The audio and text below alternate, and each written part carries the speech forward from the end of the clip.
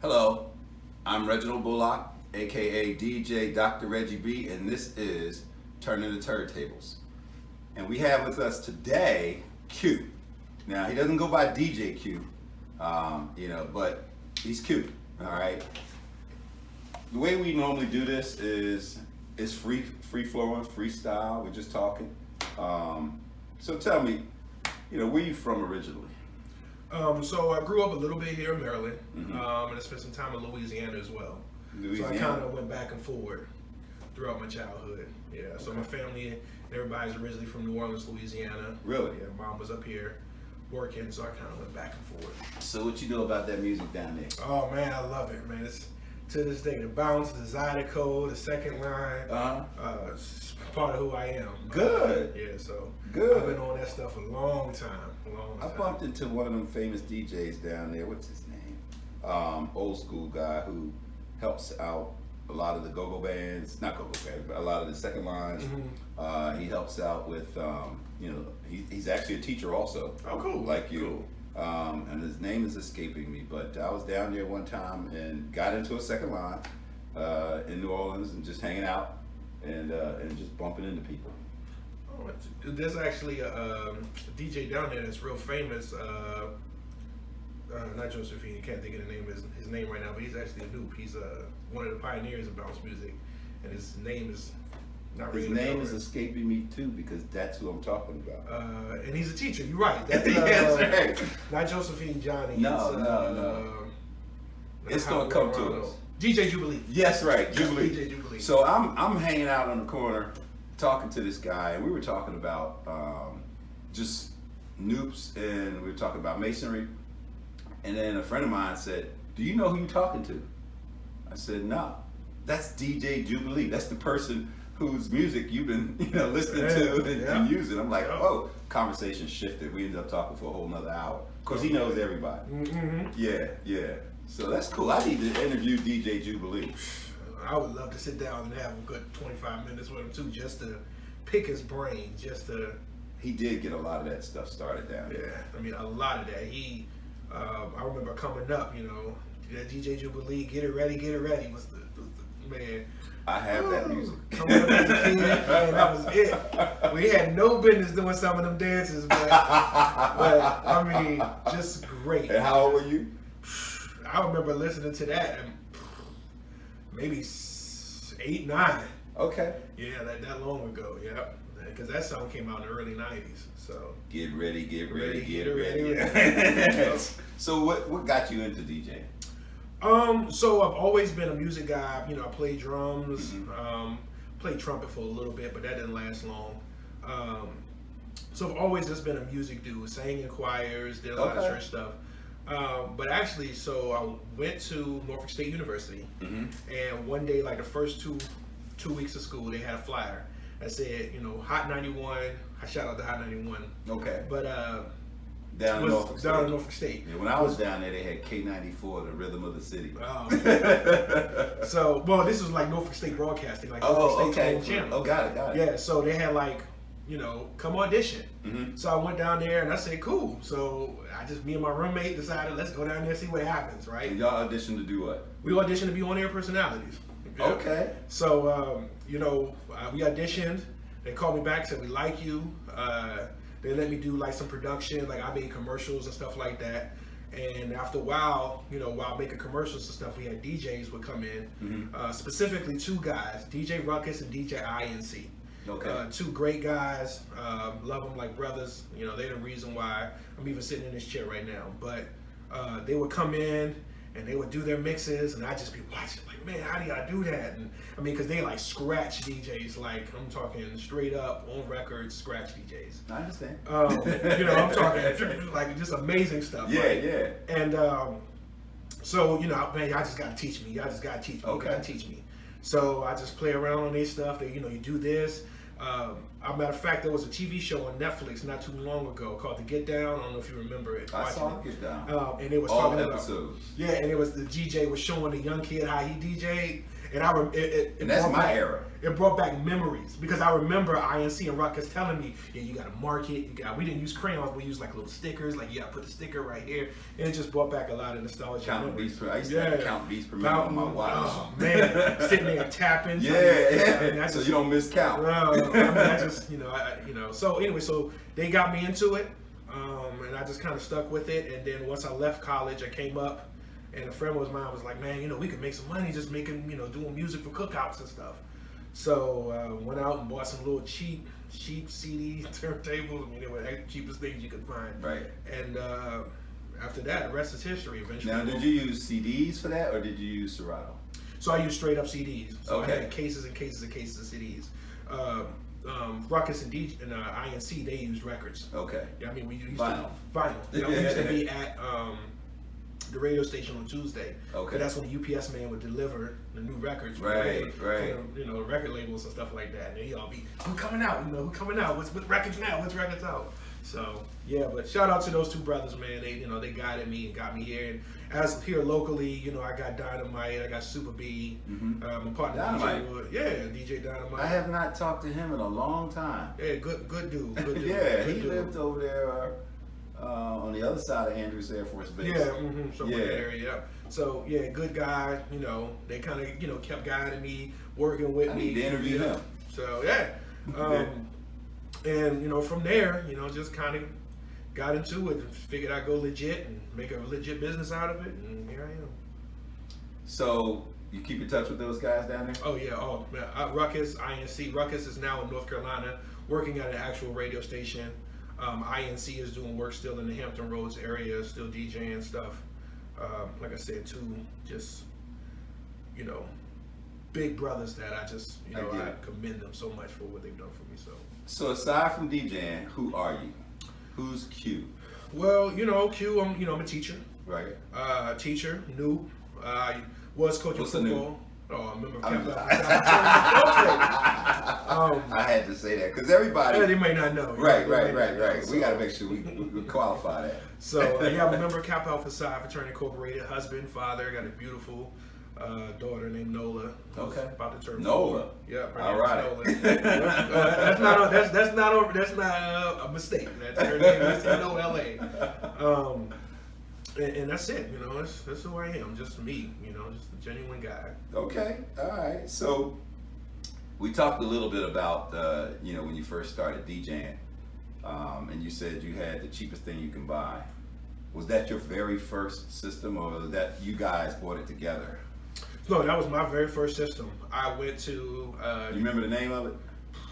No, I couldn't even tell you. Okay. I mean, it was cheap. Okay. But I went to Guitar Center. Yeah. I think I had like $500 in my pocket, and was like, "Look, I need a complete system for $500. I need speakers, I need turntables, I need a mixer. Make it happen." And we got some stuff out of there. Did y'all make money?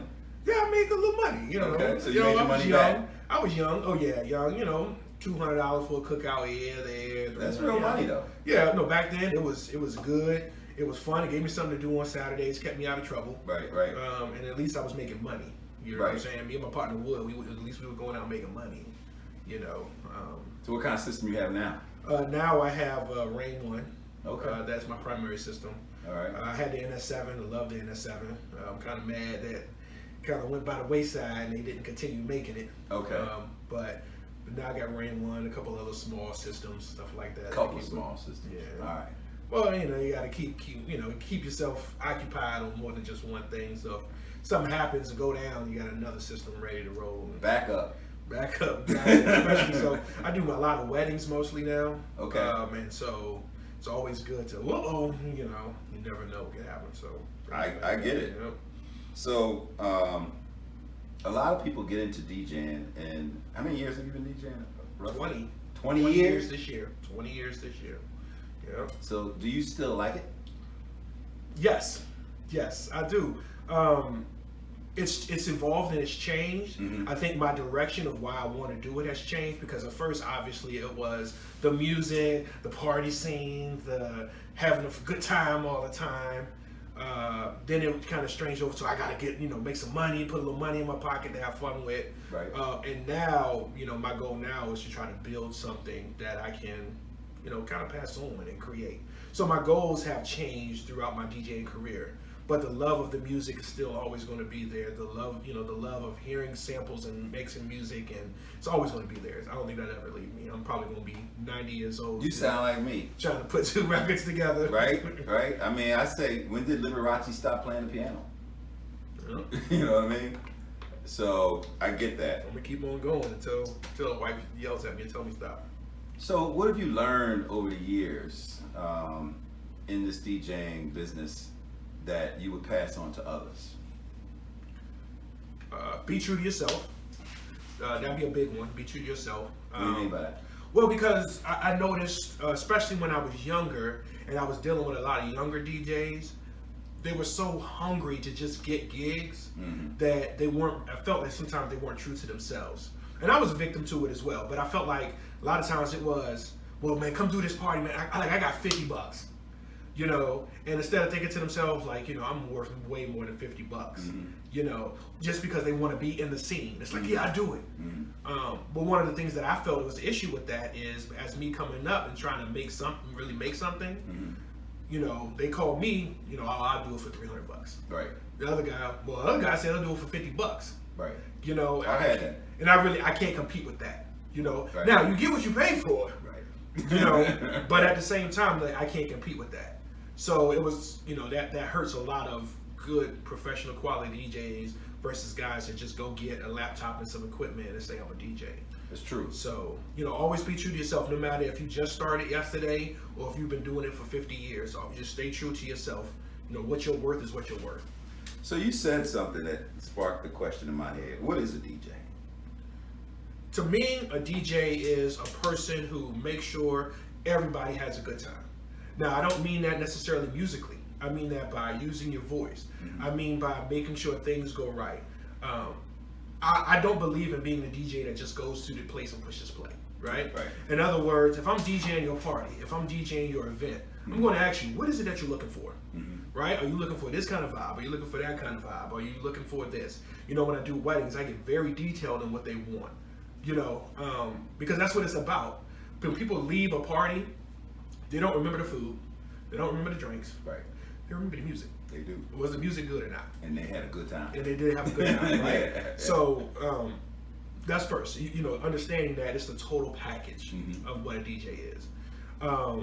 That's controlling the flow, controlling the music. Understand, okay, look, the floor is a little too crowded. The guys are getting a little too rowdy. Let me put on something a little slower so they can go to the bar and get them a drink, a sip of water or something, go to the bathroom, come back. Or the floor has too many guys on it. Let me play something that's going to bring a few more ladies to the floor.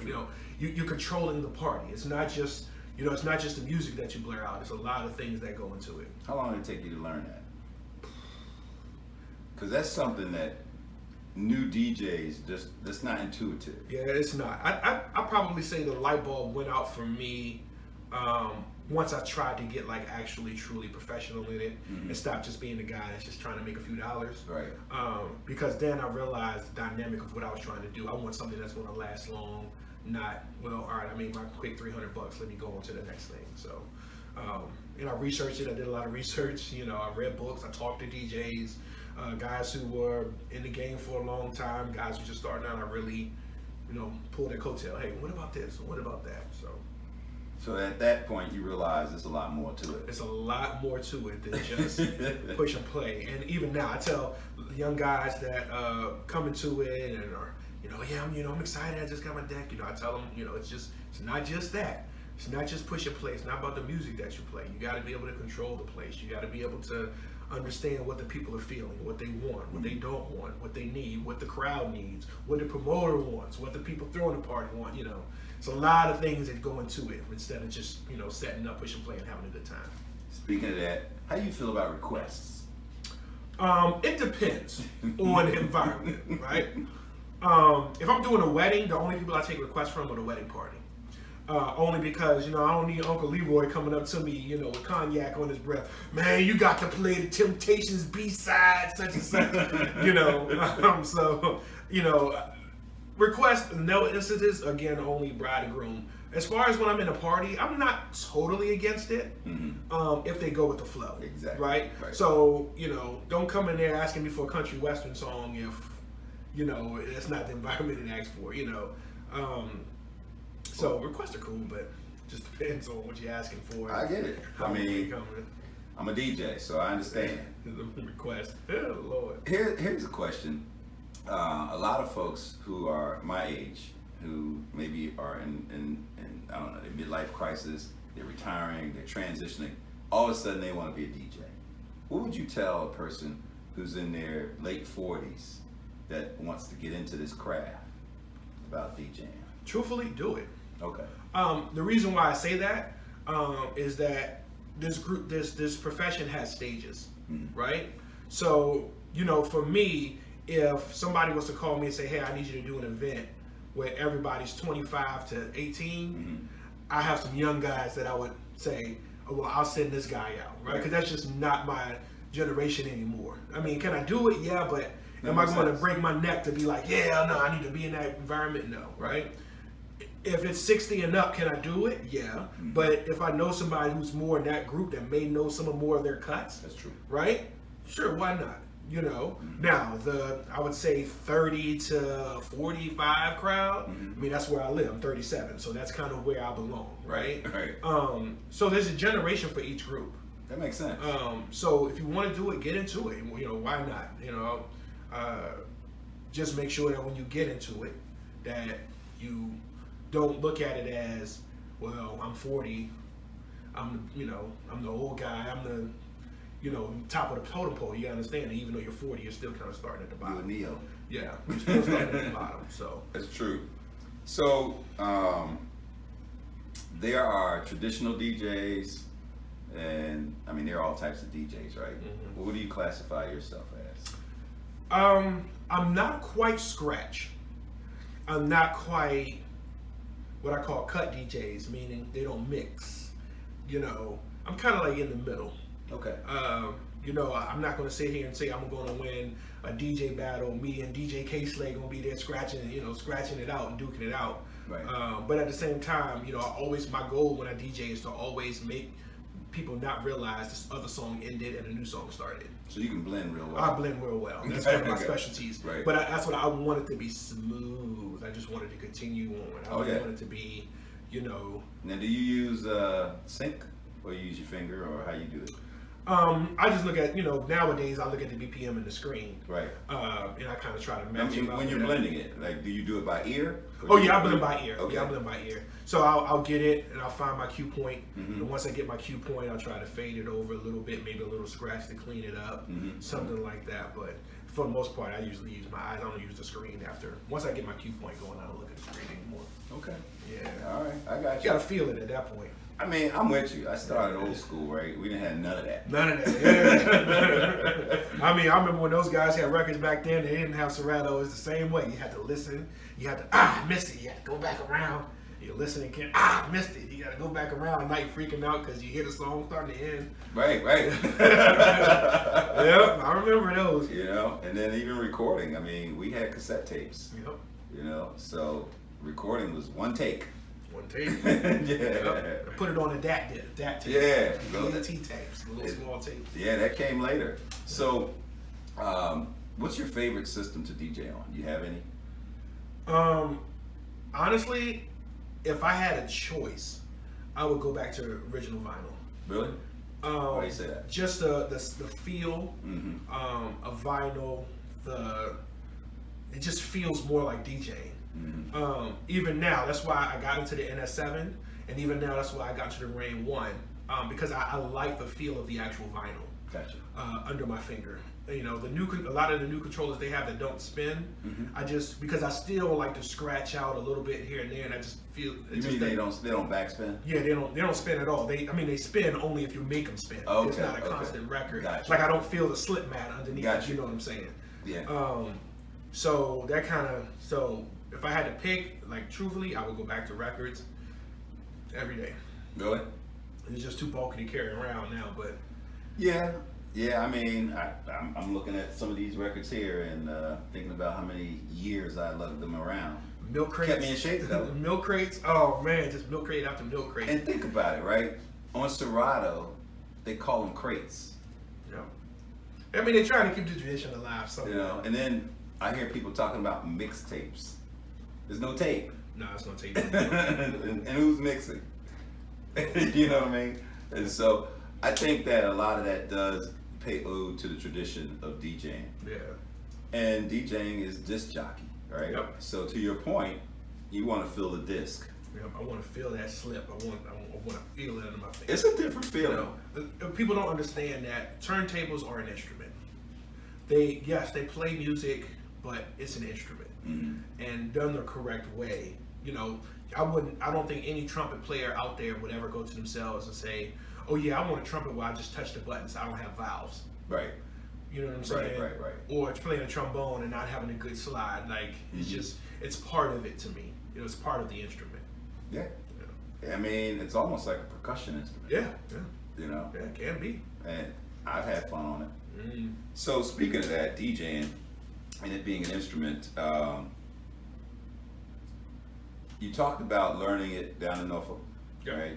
And I think you didn't say it, but they were probably Technique 1200s they were working on? Yep. Okay. Yep. All right. I kind of assumed that because of the level that they were at.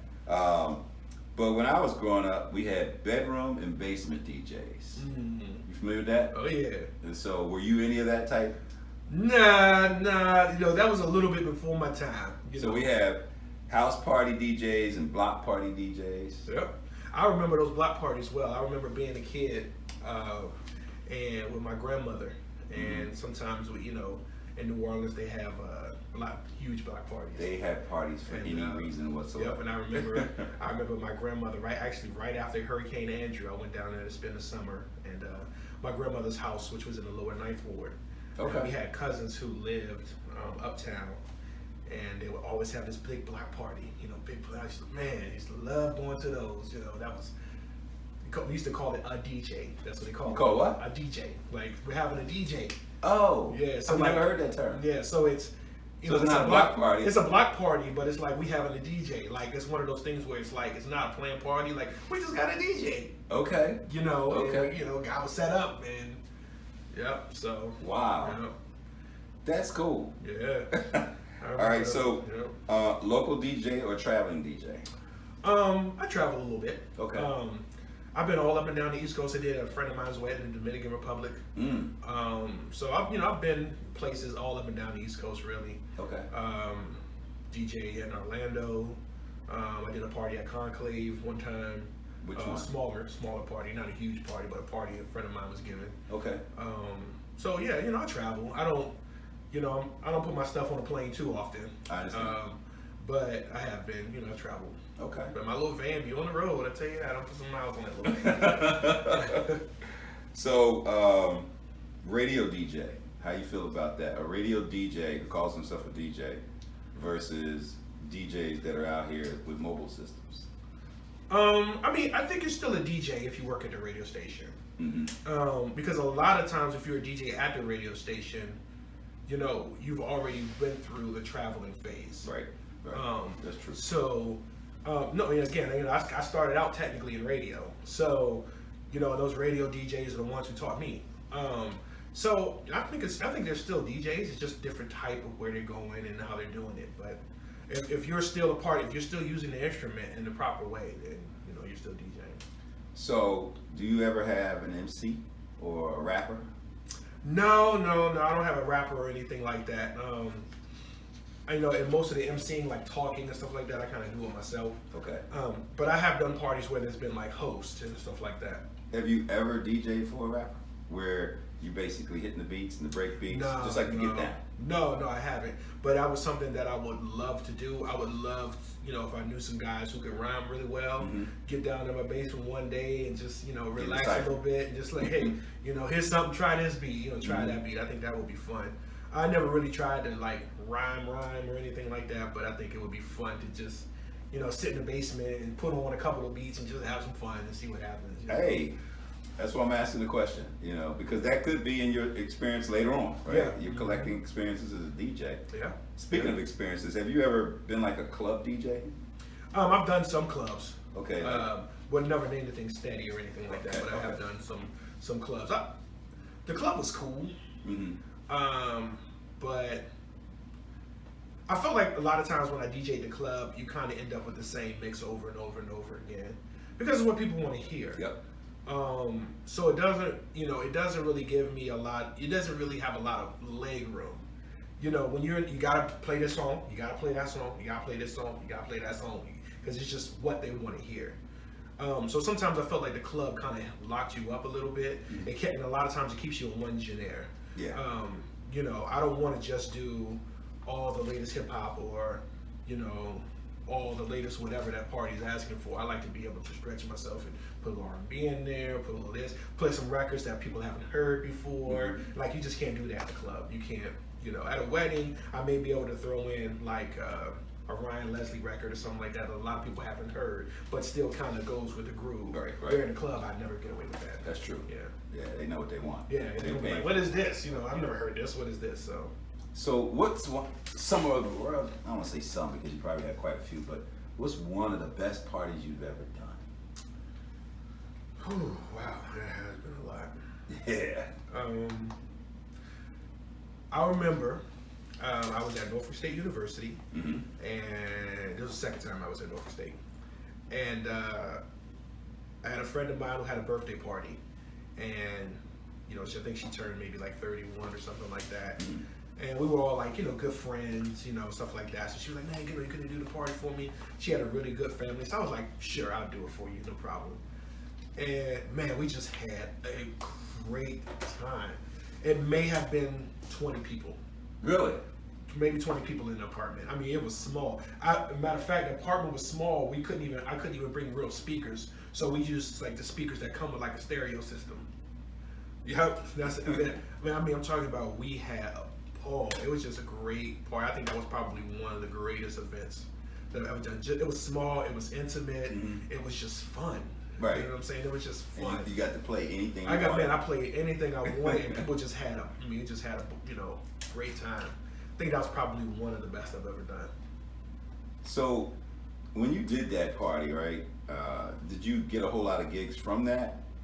No, because I knew I wasn't. Because I knew everybody in the family. Okay. So pretty much everybody was there. I kind of already knew. Right. So I didn't get a ton of gigs from it. But what it did do is it allowed me to do some things that I normally wouldn't do, in the sense of, let me see how this goes. Like, let me see, because I was in an environment where I knew people weren't going to judge me, or be like, oh, he whack, or, you know what I'm saying? I was like, I had a room to play with some stuff, and if it didn't go bad, you know, they was like, oh, they was having such a good time anyway. And it boosts your confidence a lot of times. Yeah, it boosted my confidence to see everybody just having a great time. So I learned a lot from it, you know, just in the crowd control and putting some songs together that I wasn't normally comfortable doing. I took some chances and risks more than I would in a normal setting. So, if you don't mind sharing it, what's the most money you ever made for DJing? Strictly DJing, I did a wedding one time for some people who pretty much told me price wasn't an object. So I charged them, I think I charged them $1,200 for the wedding, which is you know, all day thing, you know, so, you know, the price wasn't that bad. Actually, it was a really great price, but once they started having a good time, I mean, they wanted to tip, they wanted to do, I mean, I probably made about $2,000 that night, just because they just had a good time. That's nice. Yeah, that was a good gig for one thing, just to be DJing. You know, I didn't bring, like, I have photo booths and stuff like that. None of that was even involved. It was just straight DJing. Straight DJing. $2,000. Yeah. That's good. Yeah, no, it was great. That makes up for those times. Yeah, I had to do it for free, or you know, I was struggling, or I did a cookout for $100, and I'm out there, you know, 8 hours in the sun. So, what's the worst experience you had? Speaking of 8 hours in the sun, what's the worst experience you ever had DJing? I've done some. Speaking of the cookouts, probably a cookout or two that I've done where it's just like, the people don't seem like they want to have fun. You know, it's just kind of dull. You're playing, oh, you play this hit, I'm gonna play this. You know, they don't even get up for the electric slide or cha-cha or anything like that. Yeah, the energy is not good when that happens. And it's like, and you feel that energy. Yeah, because I'm like, you feed on the energy when it's good. I'm like, is it me? But I'm asking, like, is it me? And you know, people are there like, nah, it's just my family just doesn't really like dance and stuff like that. I'm like, I wish you told me that like 2 hours ago. So that was a long cookout. I actually remember that cookout. Food was good, but it was a long 6 hours out there. I've DJ'd a few events like that where I realized that these folks just not here to dance. Yeah. So what I do is I DJ to their head bobbing and the feet tapping. Yep. If I see that, or if I just see one person like this, right? Like, I made it. Right. So now you're DJing. I call it the chair dance. Yep. Right. So I'm DJing for those people that are dancing in the chair, and that's good enough. Yep. You know, to make me happy. You know? Yeah. If I could just get 1 or 2 people to be like, all right, mission accomplished in my book. So, what is the best experience you've ever had DJing? That's a good question. Best experience. Yeah. We talked about that party, the intimate 1 to 20, but the best experience. Everything just went right. Everything just went right. Because as a DJ, Murphy is always there. Yeah. You plug everything in, and you don't get no sound. Yep. Taking it apart. Man, that's a hard question, man. Everything went right. I mean, I've done some weddings where it just seemed like, if I had to think about it, I probably, a wedding or 2 that I've done where it was just crisp. I mean, I was in the zone, the people were in the zone. I mean, from the moment the reception started, from in dinner time, I played like some R&B tracks. Everybody was loving those, singing along. People didn't even want to eat because they was too busy singing, stuff like that. To the actual reception party where, it just, every song I played, like, man, they like this one too. They like this one too. They like this one too. And weddings, man, they come to party. Yeah, they come to have a good time. They come. And it's a big, I have a lot of DJ friends that I know that are actually scared of weddings because of that.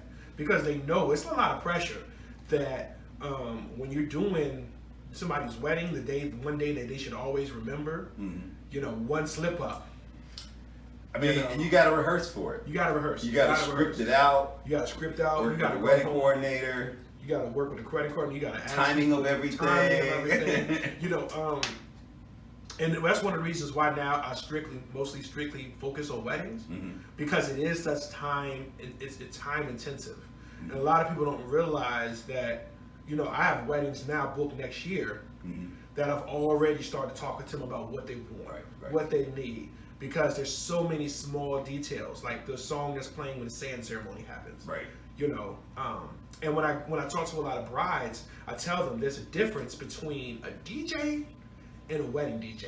Yes. And they go, well, what do you mean? Like, my cousin Ray can DJ. I was like, no, it's different. I said, because you got to understand how it flows. It's like a Broadway production. It is, man. They just don't realize that. Like, when I tell them, like, when I go to the rehearsal, like if I'm doing music for the ceremony, I go to the rehearsal and I tell them, hey, look, the song that you chose has a 37-second window before the fades feels weird. Right.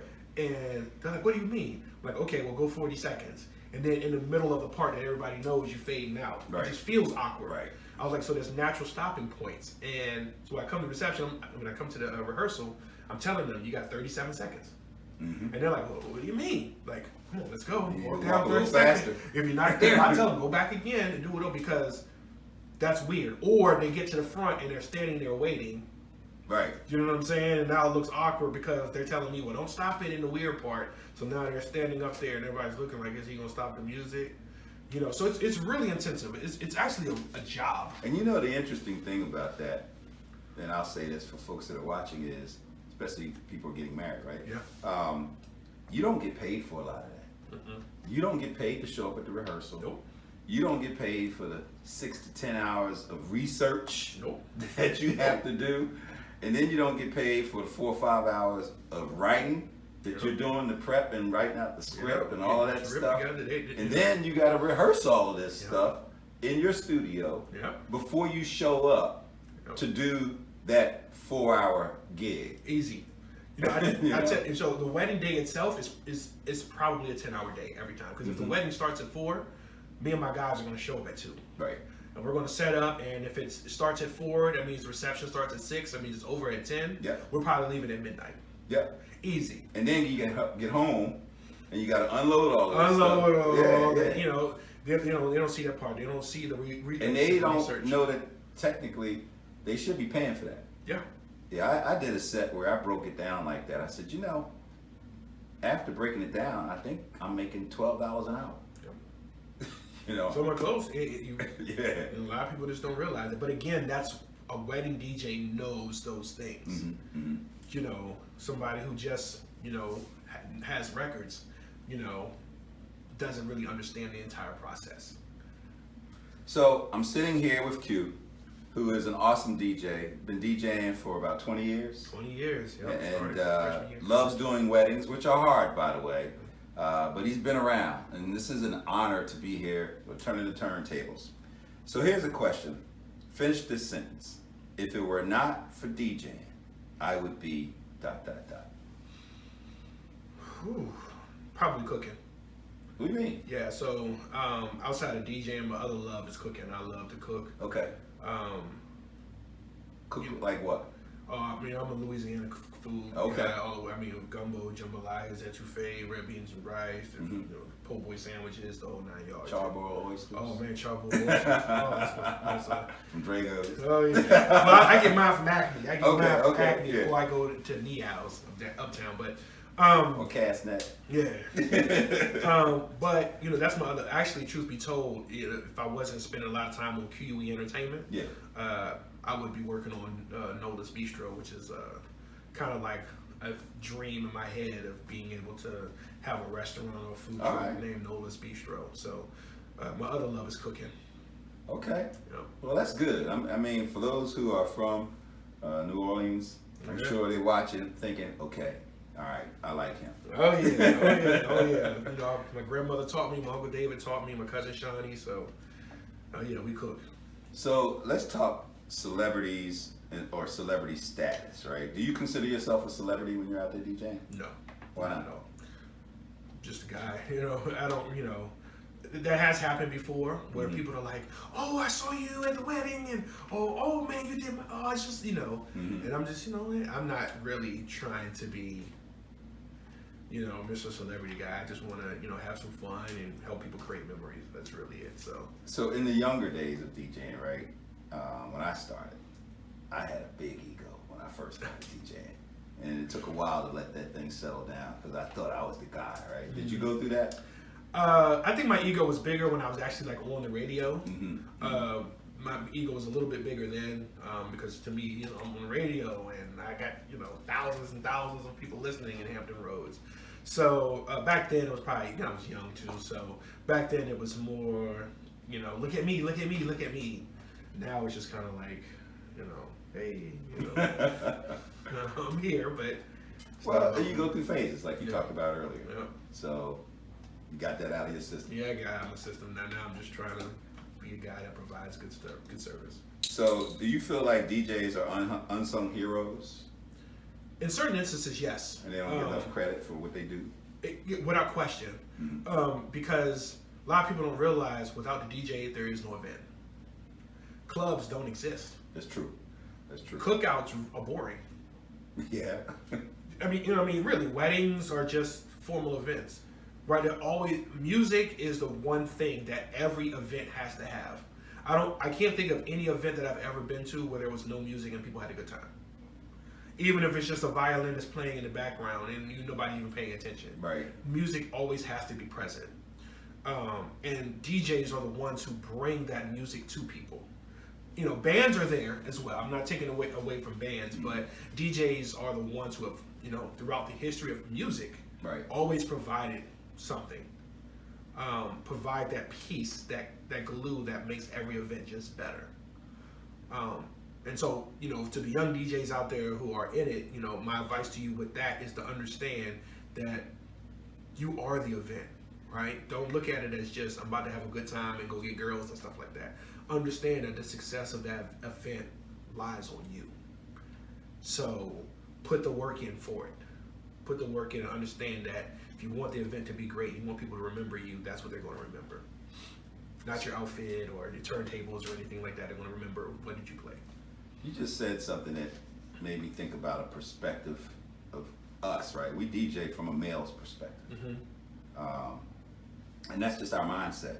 What do you think about the female DJs out there? I love female DJs.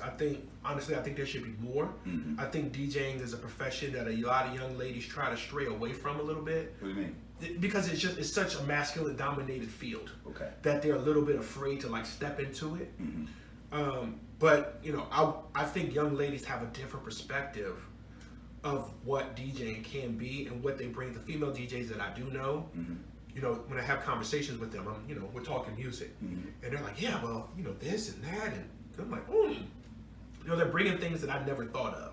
Like I never, you know, that is a good song to play with that, you know, or they just giving a different perspective. So I encourage them. You know, I wish more females would get into it. I mean, there a female's playlist is unlike anything we would ever put together. Oh, ever. I mean, you sit down and listen to, like, my wife's playlist sometimes in the car. I'm like, she has so many different types of music. I thought I was eclectic. Right. You know, it's just so many different types I'm of like, music. okay, I'm gonna Shazam that. Yeah, I'm just saying that shit is too, right? But I want that, right? Yeah. Just because they you know, their taste is just a little more wide range. That's true. So yeah, you know, I want more females in the business for sure. So, if you were to hire a DJ to do your party, who would you hire? And what would you think about? Who would I hire? Like somebody I know? Well, it would be Dynamite without question. Okay. Dynamite or my partner Super B. Just two guys know what they're doing. Mm-hmm. I know I can trust them. Mm-hmm. Actually, Dynamite's done a couple of things for me. So, you know, I know that I can trust them. I know that they're going to do a good job with it without me even have to worry about it. I don't have to. A lot of times I've been to parties and stuff like that where another DJ's going, and in the back of my mind, all I'm doing is Evaluating them, Yeah. listening to them. And The you know, highs what's are too good. high, or Yeah, this you and know, that, right? what was that? And, you know, I'm constantly thinking about it. But if I was having my own event, I want to know it's taken care of. Right. I ain't even got to worry You about just it. got a party. Yeah, I ain't got to worry about it. Yeah. So, the DJ state of mind. What kind of DJ or style do you consider yourself? I would consider my style kind of smooth. I don't try to hype it up too much and make it what it's not, and I don't keep it all the way down low. I like it to be, again, I want, when I DJ, I like for it to be a ride. Mm-hmm. You know, I want it to be, you cruising along, you just jamming, and then by the time you look up, I'm at my destination. Didn't even realize it. Because you just got into the mood with it. There's no sudden stoppage. There's no sudden key change. There's nothing. It's just, everything is just nice and smooth. I keep it. You make me want to go to one of your parties, man. Hey, you know, anytime. You have me at the end be like, Reggie, roll them wires up, man. Help me out. Put them in their case, in that box right there. So, the DJ state of mind, right? The zone. You know, you've been DJing long enough to know what that means. Yep. So, share with me what your take on being in the zone or having that DJ state of mind is. The zone for me is when I'm like 2 songs ahead, Mm-hmm. where I'm playing and I already know 2 or 3 songs that I'm setting up for. Mm-hmm. Like there's been times where I'm literally setting up, like I'm playing this song because I know I'm about to play this one, and I know I'm about to play this one, which is going to lead me to this one. Right. You know what I'm saying? So it almost becomes almost like quarter notes. Like, you know, I'm playing this one, then bringing it back over. Mm-hmm. And this one, and this one. That's when I'm like, I'm feeling it. I'm in the zone. Nothing can stop me. And it's to the point where I start having a good time with it as well. Because I'm like, oh, you know, you're about to play that song. Like, oh, I'm about to get him with this one. You know, you feel it in your soul. That's when I'm like, I'm in the zone. I'm not searching through crates or, you know, I know exactly where I'm going with it. And I don't even have to second guess or to think about it. So when that happens and you hit that zone, what does the crowd look like? Most of the time they doing what they do. Right. You know, they're having a good time. Their heads are bobbing, their feet are tapping, or whatever it may be. They're dancing. You know, they seem like they're having a good time. You know, or they'll do what a lot of they'll come up. Oh man, you doing it? You know, I want to give you hand fives and stuff like that. But when you get in that zone, you can almost tell because you can't get into the zone without the people. Yes, true. right? I could be up there in the zone, but if I look up and people aren't responding to where I think I am, that's going to take me away. It's going to, for lack of a better term, it's going to bring me back down to earth, right? But if I'm in my zone and I look up and I'm like, oh, they in their zone, so I'm just going to, it keeps you there. I use this term when I work with DJs and I'm training them. It's called own the crowd. Are you familiar with that term? Yep. I am. Talk about that. You know, all right, here's a good way to explain it. The crowd are sheep, and you are the border collie. Okay. And what you want the crowd to do, you can technically make them do. Yeah. By just the songs that you're playing, right? If, like I said earlier, if you want the crowd to calm down a little bit because they seem like they're getting a little too antsy, you could play something that's going to naturally make people say, you know what, let me go to the restroom real quick. Right. Let me hit the bar real quick. You know what, let me go check my chicken wings, see if they're at the table. Right? And when that happens, you say, okay, it's time for me to bring them back. Right. You can play a record that's going to say, ooh, they're going to put that down, they're going to put that chicken wing down, they're going to come back. Right? It's controlling them. You can actually determine what they do. That's right. True. If it's time to go, you know, and it's time to, you're looking at the clock and you got 15 minutes left, you can kind of start, let me get them to relax a little bit because I know now it's time for them to get in their cars and go home, right? Let me play something that if I'm in an environment where they've been drinking, that they may want to start sitting down a little bit and really realize, oh, maybe I had one too many, it's time for me to call a ride or something, right? You can control the crowd. A good DJ wants to do that. No, I agree. I've been at the level of DJing or an experience where I played the hokey pokey and got them to do the hokey pokey. Yep. You know, just weird stuff. Like, you know, my son, he was with me. I'll say, watch this, and you just do it. You know, I'm sure you've done it. Oh yeah, I did the the bird dance? Oh yeah. Oh no, the chicken dance. Chicken dance. Yeah, I played that too. I was like, I didn't even know they knew that. I just played it. Yeah, I just played it for the fun of it. That's owning the crowd. Yep. Because they are already, you know, in sync with you. Yep. And they just enjoy that experience. They're just having fun. You have a reminiscent moment right now. Yeah, no, it was just funny. I just remembered it was really funny. Yeah. So this is an either or test, right? All right. And basically, I'm gonna say two different things, and you pick which one, and you can even talk about it if you want. Okay. All right. So, old school, new school. All right. When you're talking old school, though, what generation are you talking? Because see, technically, the 80s and 90s now are considered old school. Well, I mean, to that end, I'll let you determine that. Because my old school could even be in the 60s or the 70s or the classics, as they say. Like the classics, right. Yeah. So yeah, you determine. I think if I had to choose a genre of music, I would probably go 80s and 90s. Okay. Music back then was just so pure, so real. Music back then was from the soul. It wasn't music back then wasn't necessarily about money. Right. It was about art. Right? People were trying to make art. They were trying to make masterpieces. Now, there are still a few artists that, you know, strive for that. Right. But a lot of the music now is, how many hits can I get out fast enough to make me some money? And that's taken away from the quality of the music, in my opinion. But in the 80s and the 90s, I mean, people were just making pure, real, heartfelt albums where you can ask them about every track on an album, and they could tell you exactly what it meant, why it was there, who, when they wrote it, what the studio session was like. It wasn't just, all right, we got 20 minutes, put on the beat real quick, let me put something together, right, so we can get it out, you know, so we can have something new. So if I had to pick an era of music, it definitely would be the 80s and 90s. Okay. Techno or house? House. Why house? I like how house is more range.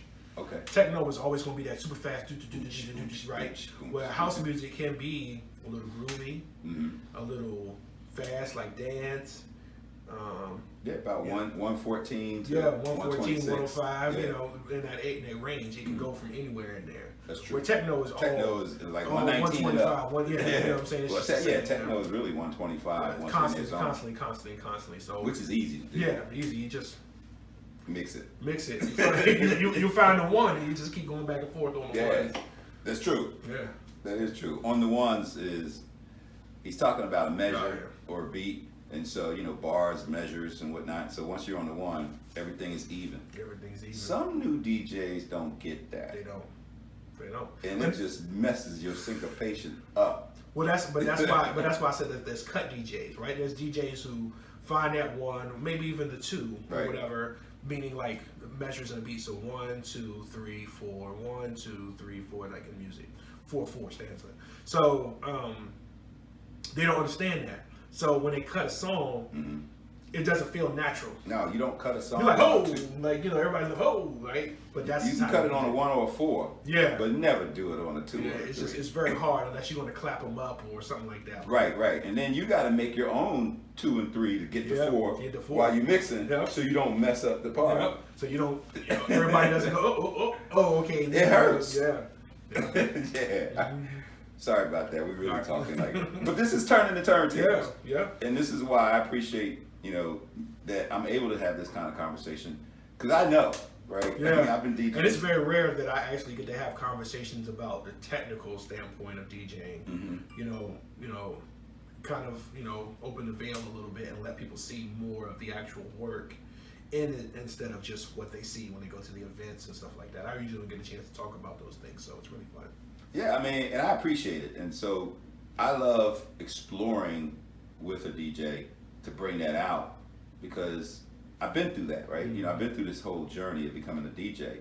And then sometimes, you know, we teach each other, even now, right? I may be learning something from you, you learning something from me.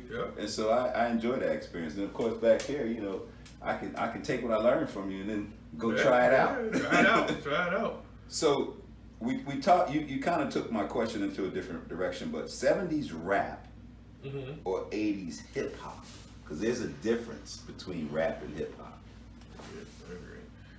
I think if I had to choose, I would go 80s hip hop. And the only reason I would go 80s hip hop is because 70s, it was still a little rough and they were still trying to figure it out. I felt like in the 80s, it wasn't perfect yet, but it was just better made. Yeah, made a little bit better. Like when you listen to, Grandmaster Flash and all those guys, it's good, but it's just not quite. Like you could just hear the roughness in it. It's basement and bedroom. Right, it's basement and bedroom. And you can hear it. Yeah. I think in the 80s when you get to like Rakim, Eric B, that generation, it started getting a little cleaner. Yeah. And even when it cleaned, the songs started flowing a little bit better. Right. Because, when it first started, with DJ Kool Herc and those guys, it started off as I'm just going to sing rhymes over a beat. Right. It wasn't until the 80s when people actually felt like they're actually making songs. Gotcha. So I think that's a little bit of the difference. Right, instead of just rhyming over a beat, it became let's actually make songs. Yeah, Sugar Hill kind of introduced that part. Correct. Yeah. Correct. When they went to song instead of just everybody say ho, it actually became let's actually make a song. So I didn't think about it that way. No, that's good. So, rock and roll or country? Rock and roll for sure. You like rock and roll? I like rock and over roll. Country. Yeah, the only reason why I like rock and roll over country, rock and roll again has such range. True. Right? You got slow rock, you got soft rock, you got heavy metal guys, you got the headbangers, right? You got, indie, you got guys that are kind of on the borderline, you don't know if they're rapping, you don't know if they're in a rock band. Right. So it gives them a lot of flexibility. A lot of country starting to sound like hip-hop. It is, a lot. It's getting heavily influenced. It is. Heavily influenced. So we had this conversation, but since it's on my list, I'm gonna say it: vinyl or Serato? Vinyl all day. Really? Vinyl all day. Well, when was the last time you DJ'd on vinyl? Probably 15 years. But I just remember. Again, it's just going back to the roots. It's going back to, going through the albums really fast like this, right? Because in your mind what you want to play, but you gotta find the color of it. Yeah, you're trying to find it, and then when you find it, you take it out the sleeve, and you gotta remember where you put the sleeve, because if you lose the sleeve, now your record might get scratched. I got a section over there where they are missing each other. The sleeve and the record are missing each other, and as I go through, eventually I'll come across it. Eventually, you put it in somebody in the wrong one. Yeah. But yeah, I miss that now. It's just not practical anymore. Right. To have a bunch of records moving around with a bunch of records anymore, but it's just its purest form. It's like the difference between playing a Casio and playing a grand piano. It's just that's true. It's purest form. Yeah. Thank you. Turntables or CDJs? Oh, turntables still. All right. Turntables without question. Powered speakers or amp and wire? Passive. In the mobile sense, powered, simply because you can plug them up, you don't have to worry about anything. If I'm trying to make clear music, if I'm recording or something like that, I would want it to be passive, simply because you don't have to worry about electricity hum or anything like that in the background when what you're trying to do. Yeah, that's true. Yeah. So lights or no lights? Oh, I like the lights. I like the lights. Okay. Well, you talking about like dance lights, or you talking about just lights? No, dance lights. Oh yeah, I like the dance lights too. Okay. Yeah, I like dance lights too. Yeah. I mean, you know, strobes, colors, all that other it stuff. just it gives a little energy. It gives natural energy to the room. Do you use fog machines? Not often, not as much as I should. To be honest with you. Okay. Why you say it as you should? Because it's just when you're using a light display, like I have a gig bar and a gig bar too, and when you have those laser lights and stuff like that, it just looks so much better. It does. It does. In the fog. The effect is significant. But the problem is that since I do a lot of weddings and stuff like that, sometimes it's a little more difficult to convince them that fog is okay. Yeah. You know, I think it's kind of tacky, but it just makes the lights just look so much better when it's flowing through them. So, DJing is a business, a hobby, or just for fun? It started off as just for fun. Then it became a hobby. Okay. And now it's business. All right, but you still have fun doing it? I still have a great time doing it. Okay. Meeting people, the couples that I work for, I enjoy it. I think that's probably one of the best parts. So I kind of know this answer, but I need to say it because we're going to put it on the camera, right? All right. Contract every time, sometimes, or it doesn't matter? Contract every single time. Why? I got to protect my investment. Right. You know, I carry insurance, you know, the whole 9 yards, because, back when I just had some little El Cheapo CD player ones, if they broke, they may have cost me $75. Right. You know, now, I mean, when I show up, if somebody gets everything that my company offers, I probably have $15,000 worth of stuff at somebody's wedding. So I gotta protect my investments. That makes sense. Yeah. So I'm definitely gonna, and myself, and you, and because if my This is DJ Dr. Reggie B with Q here, and this is Turning the Turntables. We're keeping it moving as we move towards, the end of this. So we were talking about loading up equipment, unloading equipment.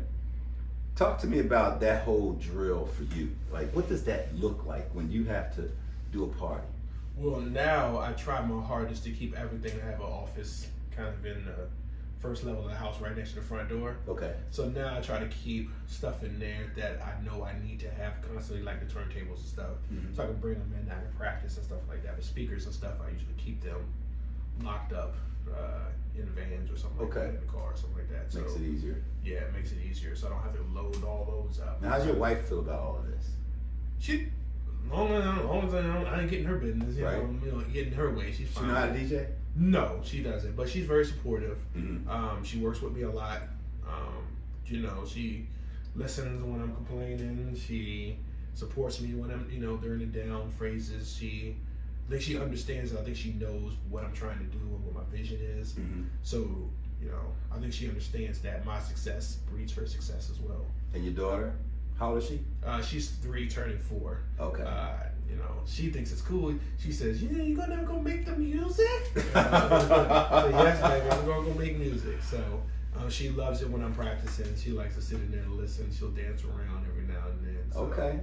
Yeah, she loves it. My kids grew up on it. I mean, when they were old enough to carry lights, I remember when they were 5 and 6 year old. I mean, they were roadies, right? Yeah. And when they got tall enough, if I had to go to the bathroom or do something like that, I cue it all up, and I was like, all right, so when this one is getting ready to finish, fade this one out, bring this one up. Yeah, that's cool. So let's talk about helping other people, as far as DJ is concerned. So do you enjoy helping other people to learn how to DJ? I do. I have no problem whatsoever showing somebody, as a high school teacher, I've had a couple of students ask me some questions about where they wanted to go with it. I have no problem with it. I think the more the merrier. I understand that there has to be a changing of the guard eventually. I don't understand that. Well, there has to be eventually. I'm still hanging on to it. No, it's going to happen. It's going to happen eventually. And so, with that being said, I got to understand that, we got to be able to train the next generation. Right. One of my plans of leadership and one of my philosophy of leadership is always training my replacement. Okay. Right? I know that one day I need to move on to the next thing, right? Mm-hmm. And I want to be able to make sure that, the craft is still around as it is. This is good for me to hear too, right? I mean, I'm 60. Right. So, I need to pass it on and step back. Correct. Yeah. I want to make sure that it continues to live. Mm-hmm. Right. And the only way to do that is to make sure that you bring up the next generation with it. We can't, shoo them away, or we can't make it seem like it's something they can't do. We got to make sure they know that it's something that they can do and it is doable for them, so that they continue and want to do it. So, if you had your way to teach DJs, would you have a building, a classroom? Would it be virtual, or how would you do that? Because you talked about 501c3. Yeah, I think it would be great to. I mean, if I could have a building, I'd do it in a building. I think having it in a building, it does a couple of things. One, it gives you a centralized place where people can come. Right. Meaning, like, if they want to, I want to just get some practice in. I want to have a place that's just a home base to be able to do it and do it safely. Right. And more power to it. Mm-hmm. But the biggest thing about that, it brings networking. What do you mean by that?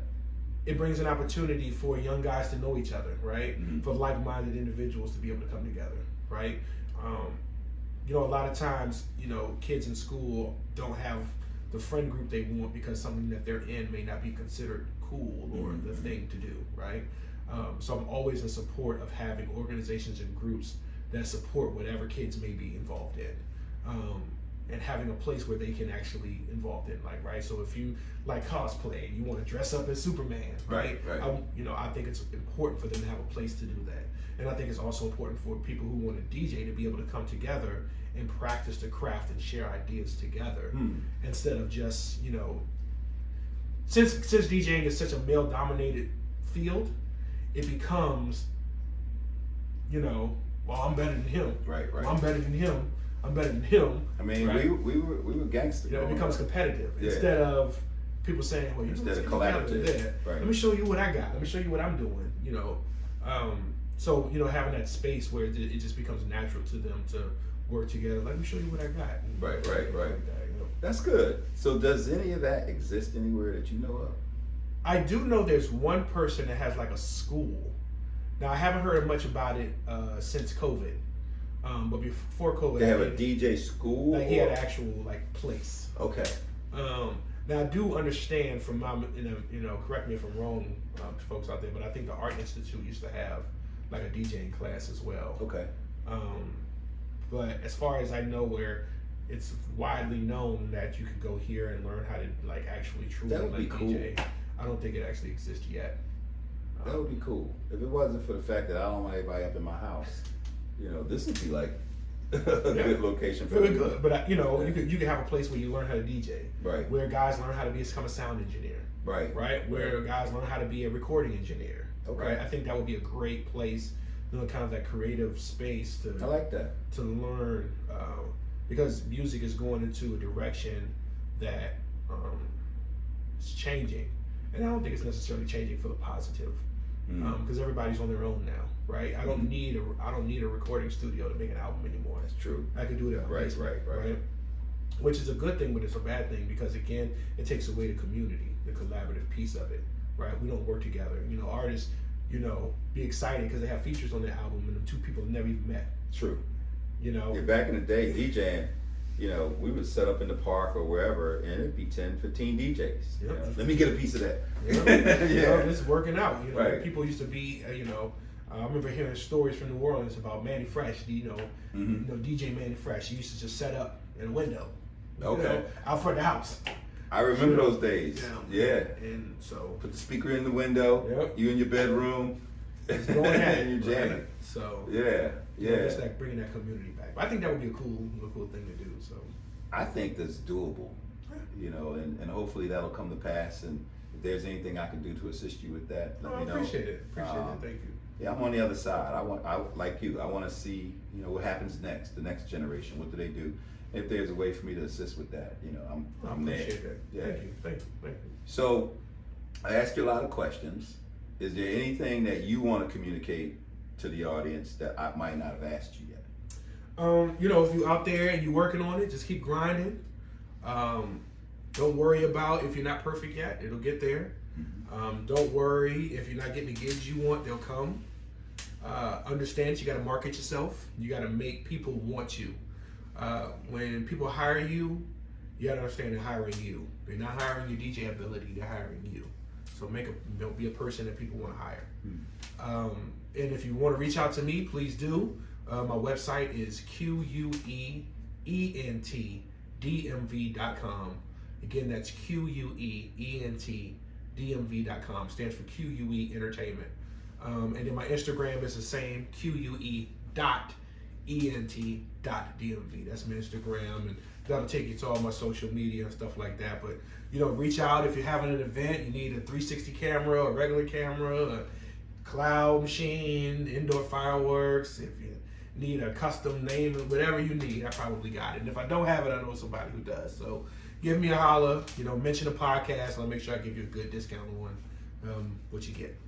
So, indoor fireworks. Yep. What does that look like? It's some sparks that come up behind you or in front of you or wherever you want.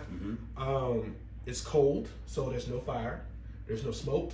I can do it right here in the basement, right here, and nobody will even know what was happening.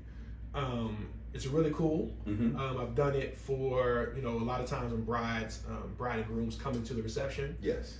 I'll say, ladies and gentlemen, for the first time, Mr. and Mrs. XXX. And then they come in and fireworks go off. Yeah, it's kind of cool. Right. Again, no smoke. So venues, a lot of venues, it's kind of new. So some venues are kind of still nervous about it. Right. But once I explain it to them, there's no smoke, there's no fire. Right. No hazard. There's no hazard at all. I can put my hand right into it and nothing happens. Okay. And they kind of let it go. I'm going to check that out. Yeah, it's kind of cool. It's really I cool. just learned a lot from listening to you. This has been a great experience for me. Mine too. I really enjoyed talking shop, as they say. All right. Well, we're just two noobs talking. Right? That's it. And two DJs. Just kicking and teachers. Yeah. Right? So we got a lot in common. Yep. Yeah. Even I know a little bit about bounce music. Hey. Definitely going to have to listen to someone on the ride home. Yep. DJ Jubilee. Yeah. Shout out to Jubilee too, man. Shout out to Jubilee. Well, thank you for joining. Thank you for coming out. I really appreciate this. I learned a lot. Like I said, hopefully the audience learned a lot. I know you're a busy man. You have a family at home, so you coming out here means a lot to me. Oh, thank you. I appreciate that. I hope you got something out of it as well. Oh, I definitely did. I appreciate the opportunity to, again, come and just talk the ins and outs of the craft, not just what people see, but actually go dig deep a little deeper. It is a craft. Yeah, it is. It is. Yeah, it's an art form. Yes, it is. Yes, it is. So we have Q here, and I am DJ Dr. Reggie B, and this is Turning the Turntables. Thank you. Be blessed, everybody.